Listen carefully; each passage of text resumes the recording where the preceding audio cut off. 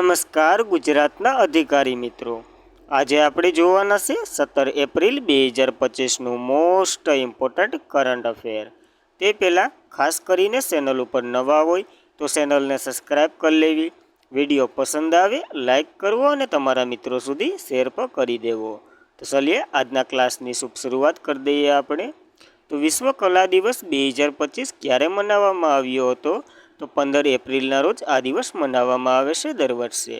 તો વિશ્વ કલા દિવસ કલાના વિકાસ, પ્રસાર અને આનંદને પ્રોત્સાહન આપવા માટે ઉજવવામાં આવતો આ ઉજવણી 2019થી યુનેસ્કો જનરલ કોન્ફરન્સના જે 40મા સત્ર દરમિયાન જાહેર કરવામાં આવી હતી અને ત્યારથી જ ઉજવવામાં આવે છે। દર વર્ષે 15 એપ્રિલના રોજ વિશ્વ કલા દિવસની ઉજવણી કલાત્મક રચના અને સમાજ વચ્ચે સંબંધને મજબૂત બનાવવામાં મદદ કરે છે। જ્યારે આ પ્રસંગ તો કે લિયોનાર્ડો દા વિન્સીની જન્મ જયંતિ નિમિત્તે ઉજવવામાં આવે છે। આની થીમ તો કે એકતા અને ઉપસાર માટે કલા, તો ખાસ કરીને એટલું આ દિવસ વિશે યાદ રાખવું।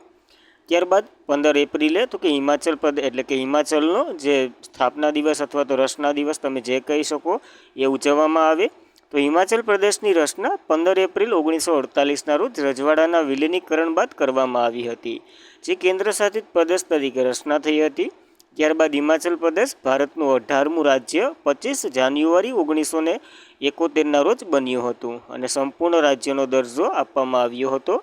એટલા માટે જ હિમાચલ પ્રદેશની જે રચના 15 એપ્રિલના રોજ થઈ હતી, એટલા માટે 15 એપ્રિલે હિમાચલ પ્રદેશની દિવસ તરીકે પણ ઉજવવામાં આવે છે। ત્યારબાદ એપ્રિલ મહિનાના દિવસો જોઈ લઈએ તો 1 એપ્રિલે ઉત્કર્ષ દિવસ એટલે કે ઓડિશાનો સ્થાપના દિવસ, 2 એપ્રિલ વિશ્વ ઓટિઝમ જાગૃત દિવસ, 21 જૂનની થીમ આપણને મળી ગઈ છે યોગ દિવસની, એક પૃથ્વી એક સ્વાસ્થ્ય માટે યોગ, 4 April international minus awareness day, 5 એપ્રિલે રાષ્ટ્રીય દરિયાઈ દિવસ, 7 એપ્રિલે વિશ્વ આરોગ્ય દિવસ, 10 એપ્રિલે વિશ્વ હોમિયોપેથી દિવસ, 11 એપ્રિલ રાષ્ટ્રીય સલામતી માતૃત્વ દિવસ, 12 એપ્રિલ આંતરરાષ્ટ્રીય માનવ અવકાશ ઉડ્ડયનનો દિવસ અને 14 એપ્રિલ વિશ્વ સંઘાસ રોગ દિવસ ઉજવવામાં આવે। યાદ રાખવા એપ્રિલ મહિનાના ઇમ્પોર્ટન્ટ દિવસો। ત્યારબાદ કયા રાજ્યમાં ભારતનો પ્રથમ જે એટલે કે GAN આધારિત સેમિકન્ડક્ટર પ્લાન્ટનો શિલાન્યાસ થયો છે? તો છત્તીસગઢમાં થયો છે શિલાન્યાસ।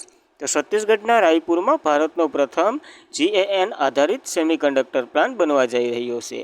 તો પોલીમેટ્રિક ઇકો એટલે કે ઇલેક્ટ્રોનિક દ્વારા ભારતનો પ્રથમ જે ગેલિયમ નાઇટ્રિક ચિપ ઉત્પાદન પ્લાન્ટ લોન્ચ થઈ રહ્યો છે અને એનો શિલાન્યાસ થયો છે છત્તીસગઢના રાયપુર ખાતે અને છત્તીસગઢને સેમિકન્ડક્ટર હબ બનાવવાની તૈયારી સાથે છે। આ મુખ્યમંત્રી ન્યાના તો કે વિષ્ણુદેવ સાહેએ શિલાન્યાસ કર્યો, જે વધારામાં તો કે 10,000 કરોડ રોકાણ જાહેરાત કરી અને 2030 સુધીમાં 10 અબજ ચિપનું ઉત્પાદન કરવાનું લક્ષ્ય રાખવામાં આવ્યું છે, જેમાં અદ્યતન 5 જે સાઇઝ પ્રમાણે બનાવશે આ ચિપો, એ આપણા માટે આઈએમપી નથી।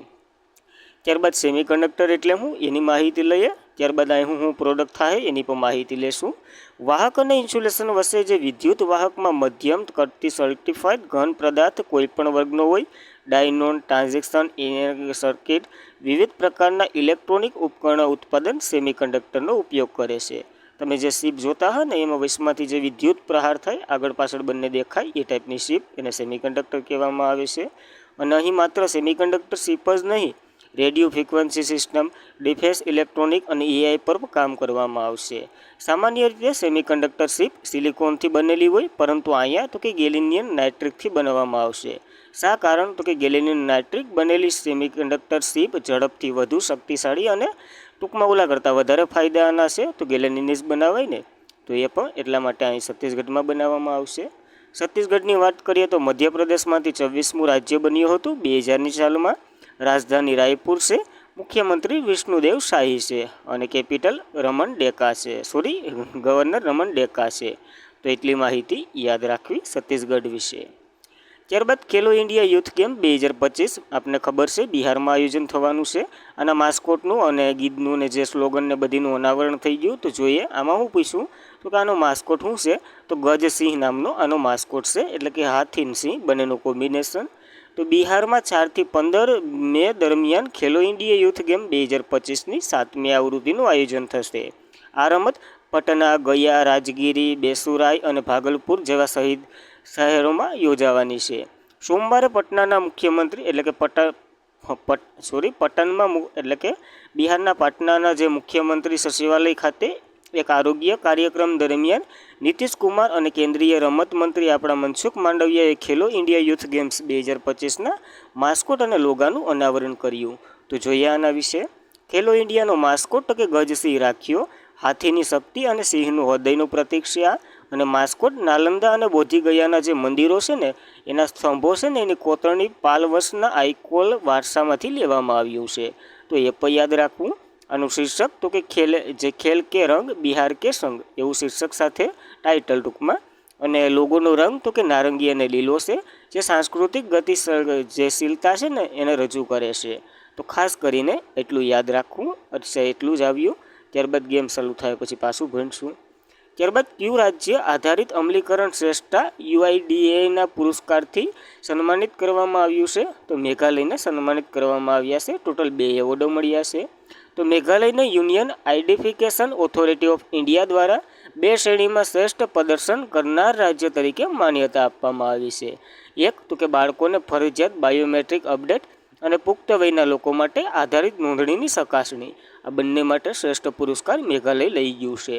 અને આ પુરસ્કાર 8 એપ્રિલ 2025ના રોજ નવી દિલ્હીમાં એક કાર્યક્રમમાં રજૂ કરવામાં આવ્યા હતા. તો આ માહિતી સાથે યાદ રાખવું મેઘાલયને.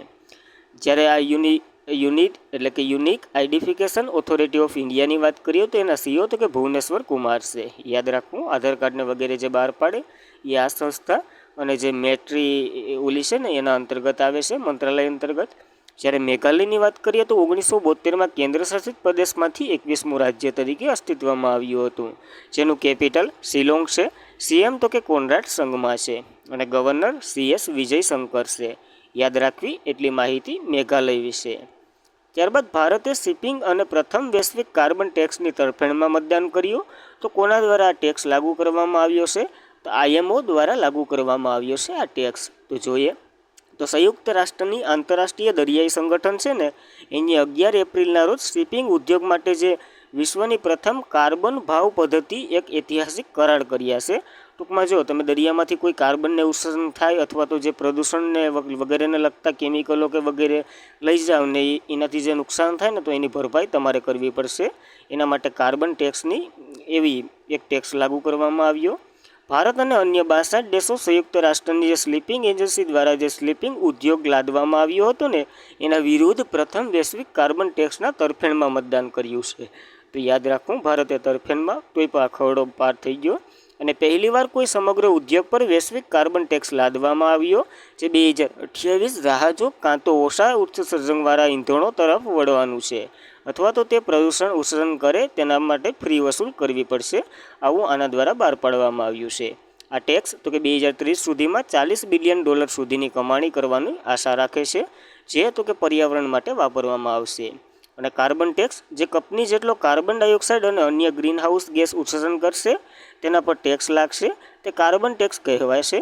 અને આ ટેક્સ દરને કારણે કંપની કાર્બન ડાયોક્સાઇડ અને જે અન્ય ગ્રીનહાઉસ વાયુઓ છે ને એનું ઉત્સર્જન ઓછું કરે એવી આશા સાથે આ ટેક્સ લાગુ કરવામાં આવ્યો, જેના કારણે ક્લાઇમેટ ચેન્જને રોકી શકાય. જ્યારે આ ઇન્ટરનેશનલ મેરીટાઈમ ઓર્ગેનાઇઝેશન દ્વારા આ ટેક્સ લાગુ કરવામાં આવ્યો એની વાત કરીએ તો 1948ના એની રચના થઈ હતી. મુખ્ય મથક લંડન ખાતે છે.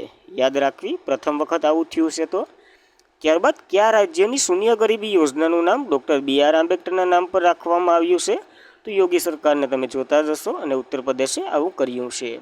તો ડૉક્ટર BR આંબેડકરની 135મી જન્મ જયંતિ નિમિત્તે ઉત્તર પ્રદેશના મુખ્યમંત્રી યોગી આદિત્યનાથે જાહેરાત કરી કે આગામી ઝીરો પોવર્ટી મિશનનું નામ ભારત રત્ન ડૉક્ટર ભીમરાવ આંબેડકરના નામ પર રાખવામાં આવશે, કારણ કે હમણાં જેની 135મી જન્મ જયંતિ ગઈ. અને આનો ઉદ્દેશ્ય તો કે દરેક ગરીબી વંચિત વ્યક્તિને ગરીબી રેખાની ઉપર લાવવાનો છે. તો ખાસ કરીને ઉદ્દેશ્ય સાથે યોજના ઉત્તર પ્રદેશની છે. જ્યારે BR આંબેડકર વિશે થોડીક માહિતી લઈ લઈએ તો એનો જન્મ 14 એપ્રિલ 1891ના રોજ મધ્યપ્રદેશના મઢુમાં થયો હતો. પૂરું નામ તો કે ભીમરાવ રામજી આંબેડકર છે. અવસાન 6 ડિસેમ્બર 1956ના રોજ મહાપરિનિર્વાણ દિવસ તરીકે ઉજવે છે. અને ભારત રત્ન એને 1990માં મળ્યો હતો. મરણોપરાંત સમાધિ સ્થળ તો કે ચૈતન્ય ભૂમિ તરીકે ઓળખાય છે. આ બધી પ્રશ્ન તમે ભણી ચૂક્યા હો, આ તો ખાલી રિવિઝન બેઝ ઉપર છે. ડૉક્ટર બાબા સાહેબ આંબેડકર ભારતની બંધારણીયના પિતા તરીકે ઓળખવામાં આવે છે. તેઓએ ભારતના બંધારણ સભાના પારુલ અથવા તો ખરડા અથવા તો મુસદ્દા જે સમિતિ કહે એના અધ્યક્ષ હતા. 1947ના વર્ષગાળાની સરકારના પ્રથમ કાયદા મંત્રી પણ હતા. તેમનું એક પ્રખ્યાત પુસ્તકની વાત કરીએ, ઘણા પુસ્તકો છે એમાં તો કે પ્રોબ્લેમ ઓફ ધ રૂપી ઇસ્ટ ઓરિજિન એન્ડ સોલ્યુશન, તો ખાસ કરીને આ પુસ્તક પણ યાદ રાખવું એનું. ત્યારબાદ કરંટ અફેરમાં જોઈએ તો ભારતની બહાર B.R. આંબેડકરની સૌથી મોટી પ્રતિમા બનાવવામાં આવી રહી છે, જે અમેરિકામાં 19 ફૂટ અને નામ તો કે સમાનતાની પ્રતિમા છે. આનું શિલ્પકાર તો કે રામ વી સુથાર છે. તો ખાસ કરીને આ નામ તમે ક્યાં સાંભળેલું હોય, ક્યાં સાંભળ્યું કોમેન્ટ કરી દો. અહીંયા એક મૂર્તિ પણ બનાવી લે.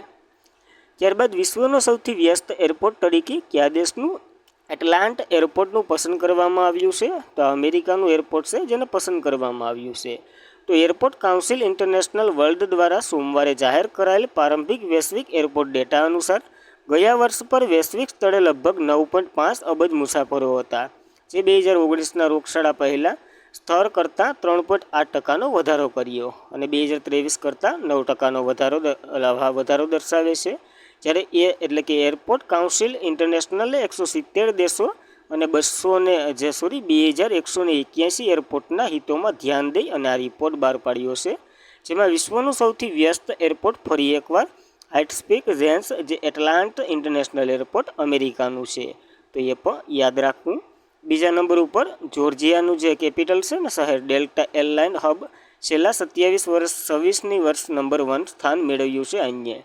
જ્યારે બીજા નંબર ઉપર તો કે દુબઈ ઇન્ટરનેશનલ એરપોર્ટ છે, જે 2023માં પ્રથમ વખત વિશ્વનું બીજું સૌથી વ્યસ્ત એરપોર્ટ બન્યું અને નવીનતાની ટોચમાં 10મા રેન્કિંગમાં તેનું સ્થાન જળવાઈ રહ્યું છે. ભારતની વાત કરીએ તો નવી દિલ્હીનું જે ઇન્દિરા ગાંધી ઇન્ટરનેશનલ એરપોર્ટ છે ને એ ભારતનું 9મા સ્થાને છે આ ઇન્ડેક્સમાં. તો જોઈ લઈએ, આ પોસ્ટર તમારી સામે જ છે, પહેલું, બીજું અને ત્રીજું. પહેલું અમેરિકાનું, બીજું દુબઈનું અને ત્રીજું તો કામનું નથી. આપણે 9મા ક્રમે છે નવી દિલ્હીનું, એ પણ યાદ રાખવું. આંતરરાષ્ટ્રીય નાગરિક ઉડ્ડયન સંસ્થાએ આ રિપોર્ટ બહાર પાડ્યો છે. 1947ના રોજ એની રચના થઈ હતી. મુખ્ય મથક મોન્ટ્રિયલ, કેનેડા ખાતે. સભ્ય દેશો 193 છે અને જેના જનરલ તો કે દુઆન્ડ કાર્લોસ સંગારાજ છે. તો ખાસ કરીને આ ઇન્ડેક્સ વિશે એટલી માહિતી યાદ રાખવી. ત્યારબાદ કઈ રાજ્ય સરકારે ધરણીની જગ્યાએ ભૂ ભારતીય લેન્ડ રેકોર્ડ સિસ્ટમ શરૂ કરી છે? તો તેલંગાણા સરકારે આ શરૂ કર્યું છે. તો જોઈએ તો તેલંગાણા સરકારે સોમવારે સુધારેલી જમીન રેકોર્ડ સિસ્ટમ, જે ભૂભારતી શહેર કરી અને જેનો ઉદ્દેશ્ય તો કે જમીન રેકોર્ડમાં જે વિસંગતતાઓને દૂર કરવી અને જમીન વ્યવહારની પારદર્શિતા પદ્ધતિ પૂરી પાડવાનું છે. મુખ્યમંત્રી રેવંત રેડ્ડીએ ભૂભારતી પોર્ટલ લોન્ચ કર્યું, જેની પાછળ ભારતની રાષ્ટ્રીય સમિતિ સરકાર દ્વારા રજૂ કરાયેલ હાલ ધરણી રેકોર્ડની પોર્ટલનું સ્થાન લેશે. તો ટૂંકમાં પહેલાં ધરણી પોર્ટલ હાલતું હતું, હવે એને અપડેટ કરી અને ભૂભારતી પોર્ટલ નામ આપ્યું અને જે ઓલા મળતું એ બધી આમાં જોવા મળશે. આ પોર્ટલ અગાઉ સરકાર દ્વારા રજૂ કરાયેલ ધરણી પોર્ટલનું સ્થાન લેશે. તો ટૂંકમાં એક્સેસ થયું છે નવા અપડેટ સાથે. યુઝર આ પોર્ટલનો ઉપયોગ કરી જમીનની નોંધણી, મેસ્ટેલ સામે અપીલ, ખેતીની જમીન બિન ખેતી રૂપાંતર કરવા જેવી બહુવિધ સેવાઓનો લાભ લઈ શકશે. યાદ રાખવું, તેલંગાણાએ આવું કર્યું છે. 2 જૂન 2014ના રોજ આંધ્રપ્રદેશમાંથી અલગ થયું હતું. કેપિટલ હૈદરાબાદ. સીએમ તો કે રેવંત રેડ્ડી છે. રાજ્યપાલ જિષ્ણુદેવ વર્મા છે. યાદ રાખવી એટલી માહિતી તેલંગાણા વિશે. ત્યારબાદ કયો ખેલાડી માર્ચ 2025માં ICC match player of the month તરીકે જાહેર કરવામાં આવ્યો છે? તો શ્રેયસ અય્યર છે, ભારતીય ખેલાડી, એને બનાવવામાં આવ્યા છે માર્ચ મહિનાના. તો ઇન્ટરનેશનલ ક્રિકેટ કાઉન્સિલે ભારતીય શ્રેયસ અય્યરને અને ઓસ્ટ્રેલિયાના જોર્જિયા વોલને માર્ચ 2025માં પુરુષ અને મહિલાના શ્રેષ્ઠ ખેલાડી તરીકે નામાંકિત કર્યા છે. જેમાં શ્રેષ્ઠ અય્યરની થોડીક માહિતી લઈ લઈએ, કારણ કે ભારતીય છે. તો ભારતીય મિડલ ઓર્ડર બેટ્સમેન શ્રેષ્ઠ અય્યર માર્ચ 2025 માટે ICC match player of the month award આપવામાં આવ્યો છે, જે આઈસીસી ચેમ્પિયનશિપ ટ્રોફી 2025માં તેનું શાનદાર પ્રદર્શનને માન્યતા આપી ટુર્નામેન્ટમાં 243 રન બનાવી આ માર્ચ મહિનાનું પ્લેયર ઓફ ધ મંથ તરીકે પસંદ કરવામાં આવ્યા છે. મહિલામાં તો કે જોર્જિયન વોલ છે, ઓસ્ટ્રેલિયાના. તો એ પણ યાદ રાખવા, બંનેના નામો તો ખાસ કરીને. હવે ઇન્ટરનેશનલ ક્રિકેટ કાઉન્સિલે આ રિપોર્ટ અથવા તો જે પ્લેયર ઓફ ધ મંથ જાહેર કર્યા, જેની રચના 1909માં થઈ હતી. હેડક્વાર્ટર દુબઈ, યુએઈ ખાતે. સીઓ તો કે હાલ કાર્યકારી છે જોફ એલાન્ડિસ અને અધ્યક્ષ તો કે જય શાહ છે. હાલ યાદ રાખવી એટલી માહિતી આઈસીસી વિશે. ત્યારબાદ ડૉક્ટર ડી નાગેશ્વર રેડ્ડીને કયા દેશમાં લેજેન્ડ ઓફ ધ એન્ડોસ્કોપી એવોર્ડથી સન્માનિત કરવામાં આવ્યા છે. તો જાપાનના ટોક્યોમાંથી આ એવોર્ડ એને એનાયત થયો છે.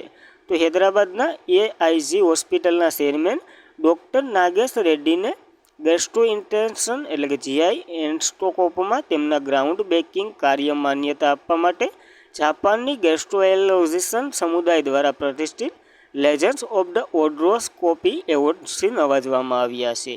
આ એવોર્ડ ટોક્યોનો જે સોઆવ મેડિકલ યુનિવર્સિટી છે અને કોટો સોમાસુ હોસ્પિટલ એ ખાતે લાઈવ ગ્લોબલ એપોટિસ 2025 કાર્યક્રમમાં આ એવોર્ડ એને મળ્યો છે. તો ખાસ કરીને નાગેશ્વર રેડ્ડી નામ યાદ રાખવું અને જાપાન દ્વારા મળ્યો છે. એટલું જ હતું આજના માટે. ખાસ કરીને મિત્રો વિડીયો કેવો લાગ્યો એ કોમેન્ટ કરજો, કારણ કે તમારી કોમેન્ટ અને લાઇક શેર સબસ્ક્રાઈબ અમારા માટે બહુ IMP હોય છે, કારણ કે બીજા વિડીયો બનાવો એ આના ઉપરથી જ ડિસાઇડ થતું હોય. તો thank you for watching this video. જય હિન્દ, જય ભારત.